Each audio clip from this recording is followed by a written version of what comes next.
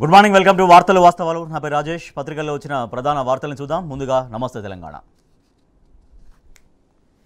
Hello Kulkarni, ఆరోగ్యం ఎట్లుంది? Brain స్ట్రోక్తో చికిత్స పొందుతున్న కార్యకర్తకు ఫోన్లో కేసీఆర్ పరామర్శ. చికిత్స ఖర్చులు భరిస్తామని ఆయన కార్యకర్తకు భరోసా ఇచ్చారు.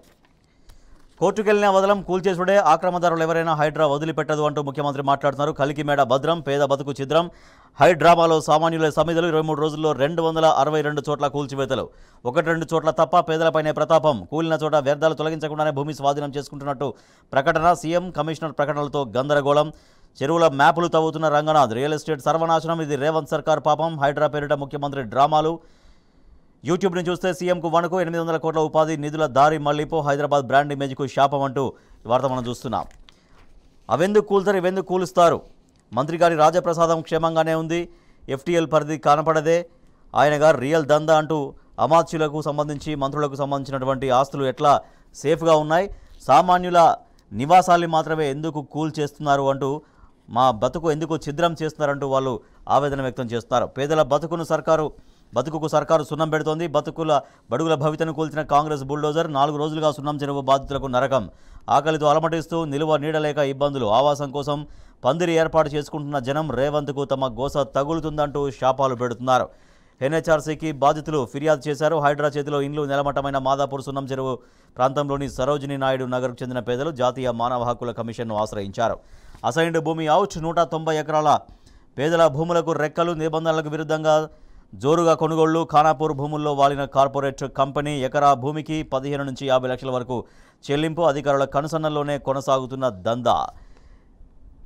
MR reentry. గత కాంగ్రెస్ సర్కారులో వేల కోట్ల కుంభకోణం ఆరోపణలు. అదే దుబాయ్ కంపెనీని మళ్లీ ఆహ్వానిస్తున్న రాష్ట్ర ప్రభుత్వం.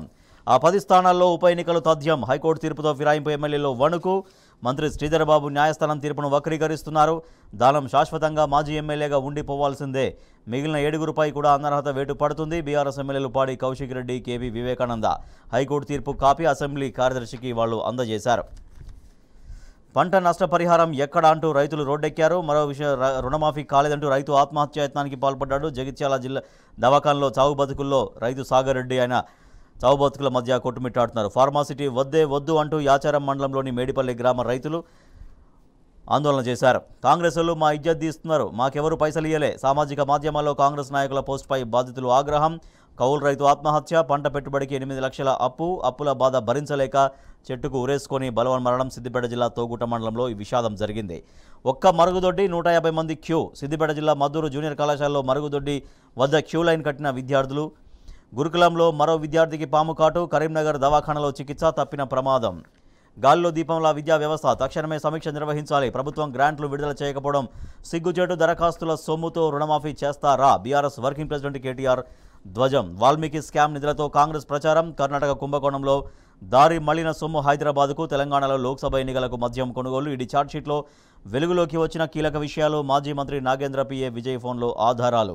కాంగ్రెస్ ఖర్చు చేసింది వాల్మీకి సొమ్మే అంటూ బీఆర్ఎస్ వర్కింగ్ ప్రెసిడెంట్ కేటీఆర్ ఆరోపిస్తున్నారు. భట్టి మాట అబద్దాల మూట. యాదాద్రి థర్మల్ ప్లాంట్పై శుద్ధ అబద్దాలు, వాస్తవాలు మర్చి కేసీఆర్పై విమర్శలు, నిందలు.